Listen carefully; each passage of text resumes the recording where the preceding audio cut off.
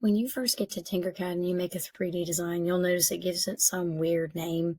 You're going to want to click this and make sure that you put your name on it somehow, and then you can title it whatever you want to do. So this is going to be about a boat, so I'm going to call it the boat tutorial, but you can call it whatever you need. But it makes it so that when you are trying to find your materials, it's a lot easier. So I'm going to introduce just a couple basic tools here. So first thing is the work plane. That's this blue thing that you're seeing down here. Everything that you place will be on this work plane. Now we have ways to move the work plane and to kind of view it a little differently, which we'll talk about in a little bit. So over on the left side, we have a lot of our control buttons. So pretty much you've got your zoom, your plus or minus right here. You've got to kind of fit your view your home, which is where we're kind of looking at right now. So if we change our view and we want to go back to where we started, we can click home. And then we've got this cube up here. This cube is so you can look at it from various angles. So if you grab the cube and you turn it, you can actually turn the work plane so you can look at it from a bunch of different angles. This is helpful because we're looking at 3D figures, and sometimes you need to move it around so you can actually see that. And again, if you ever get in a weird spot, you can always hit the home and it'll take it back to the regular view. So as I said, we're going to be talking about a boat. Okay, so first thing is these shapes over here on the right are our basic shapes. You can scroll through, there's a whole bunch. There are different menus here, so you can go to different pieces, but we're going to kind of be here at the basic shapes to kind of learn our tools. So the first thing I'm going to do is I'm going to drag a box or a cube onto my plane. All right, so by dragging it on here, it automatically touches this blue work plane, which is what we want. We don't want anything hovering above this or anything like that. When you click on a shape, it opens up this information over here. It tells you like what color it is and if it's solid or if it's a hole. We'll talk more about the hole in a minute. It also gives you some space requirements here, so it tells you like the length and the width and so on. These are in millimeters. You can also click on these little gray things in the corners here and it'll actually tell you the dimensions as well. You can also drag them to make them whatever size you want. Now I'm going to be making a boat, so I'm going to make my boat a little bit long. Now obviously boats are not rectangular prisms, right? So we're actually going to add shapes to this to make it more of a boat shape. So normally boats have like a point at the very front of it to help cut the water. So I'm going to grab this shape. They call it a roof, but it's a triangular prism.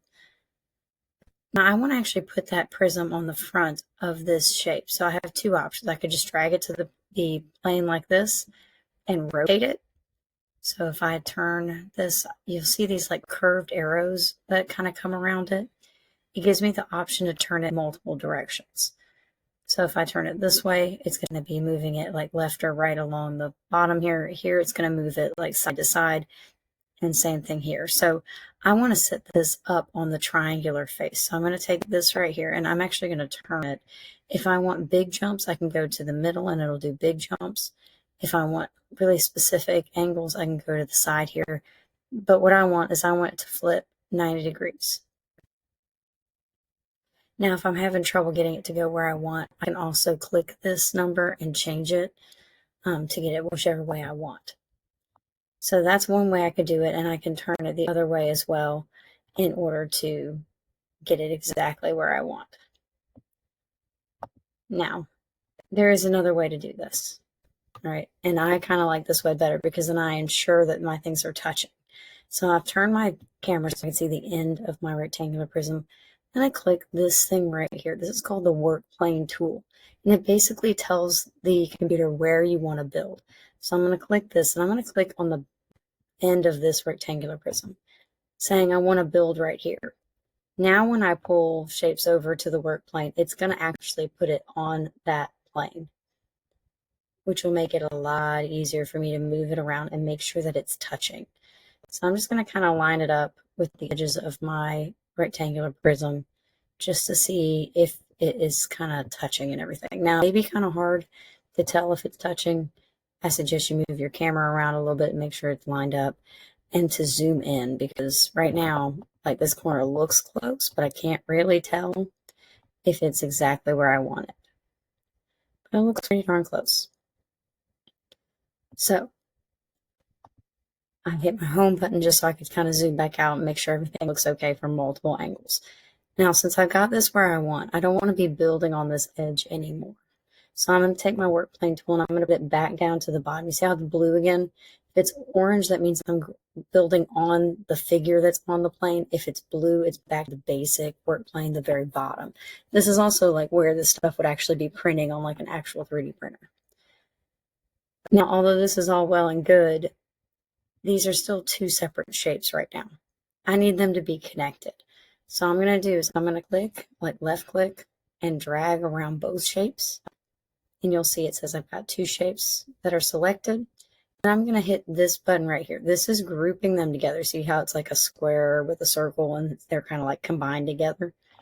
If I do, that's going to take it a second, but then it'll make it all one piece. You also notice the other piece changed color. You can keep those colors, but since your 3D design is going to print one color anyway, it's kind of not something you need to stress too much about. Now, although this is looking closer to a boat, you know, usually they also are kind of rounded on the other end. So I'm going to do the same thing, but I'm going to put something rounded on this end. So I'm going to grab my work plane, I'm going to put it, and I'm going to grab this shape. They call it a rounded roof, but it's really a half cylinder. I'm going to drag it onto this end here. I'm also going to look to see that it's lined up.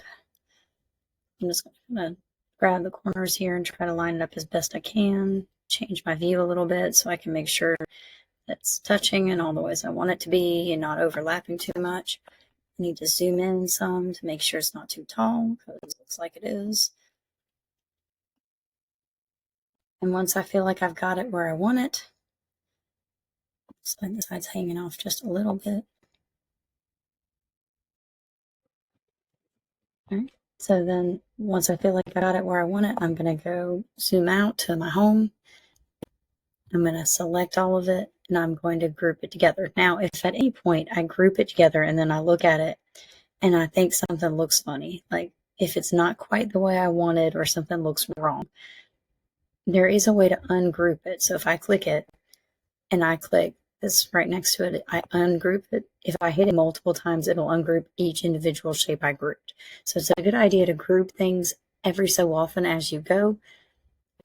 And the undo button is also a really wonderful thing, so you can keep going back and forth. If you realize you messed up something, you can go and undo it. So once I'm done building on that side, I'm going to come and bring my work plane again to the bottom. Now, although this is well and good, you know, still doesn't quite look like a boat. So I'm actually going to cut out a piece here in the middle for like where people would stand and cargo or stuff like that. So what I'm going to do is I'm going to click this shape and I'm going to duplicate it. So that's a fancy thing that this has over here that you can duplicate it. And it makes an exact copy sitting on top of it. Now you're probably like, well, why did we do that? Okay. The reason is because I'm actually going to make a smaller version of this and I'm going to cut out from this. So I'm going to kind of shrink it down.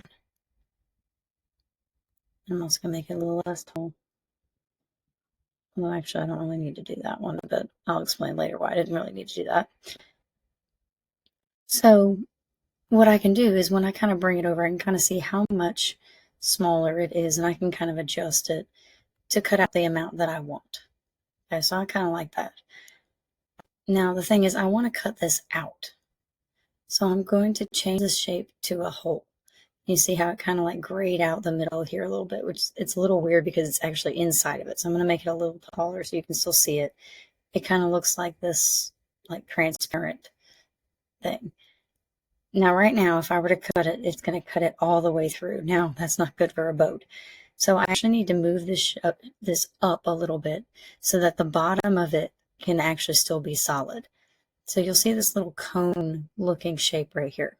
This actually affects how far above or below the work plane I am.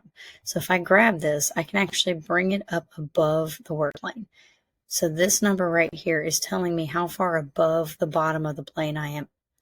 So that can be very helpful because I want to see some of the bottom of the boat here. Now, when I go to combine these, what it's going to do is it's actually going to cut that piece out. It may take it a minute to do that, so be patient.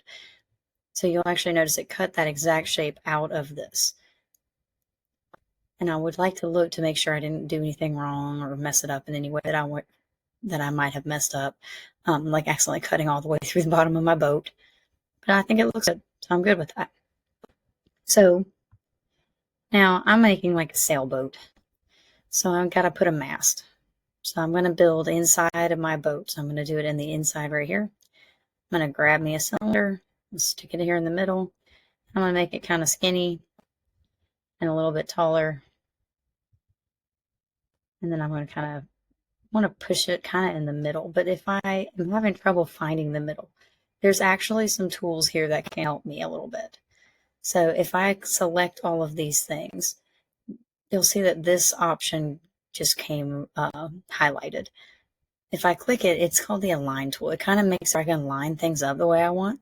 So you got a couple different options. So like this one, it makes it where it would align to the back of the boat. This one to this side of the boat. This one's in the middle.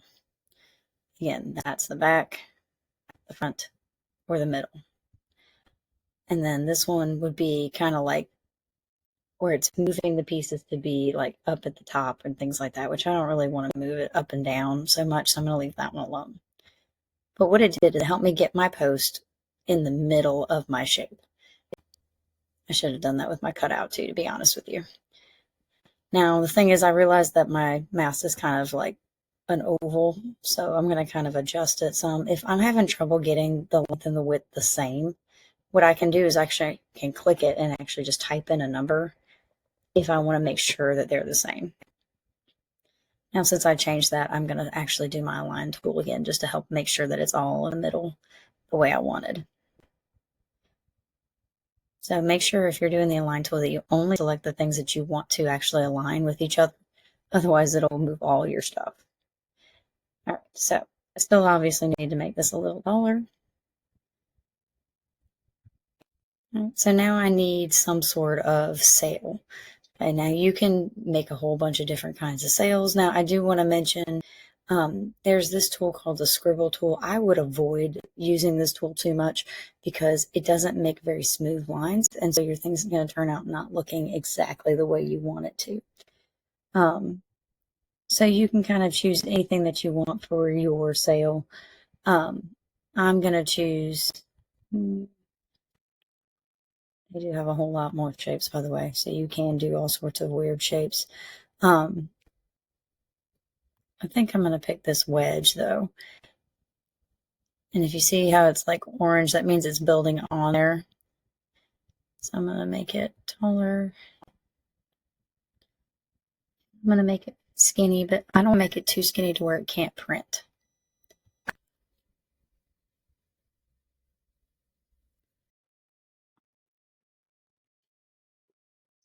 Make it not too terribly skinny, so make sure, I'm going to zoom out slightly so I can make sure.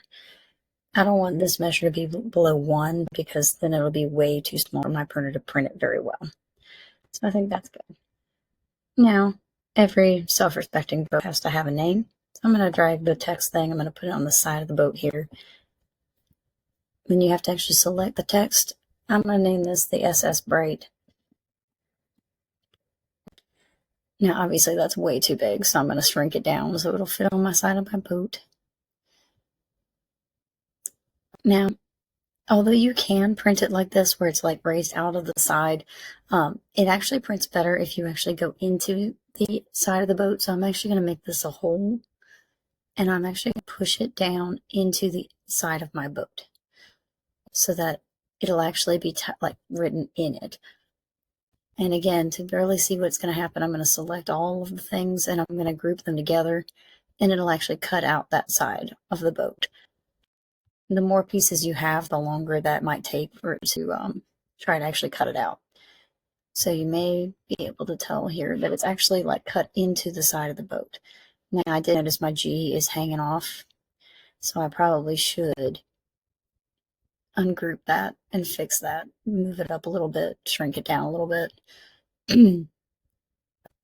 So remember, you can always undo, you can always kind of readjust. But again, if you choose to put wording, I suggest you make it go into the shape as opposed to, of course, it's going to be very difficult for me to move it the way I want.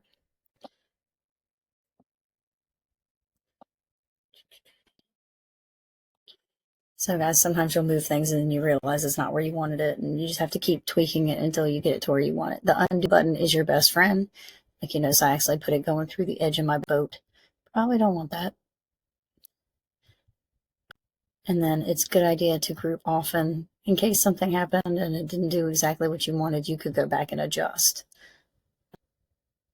Yeah, that looks a little bit better. Not making a hole in my bottom of my boat.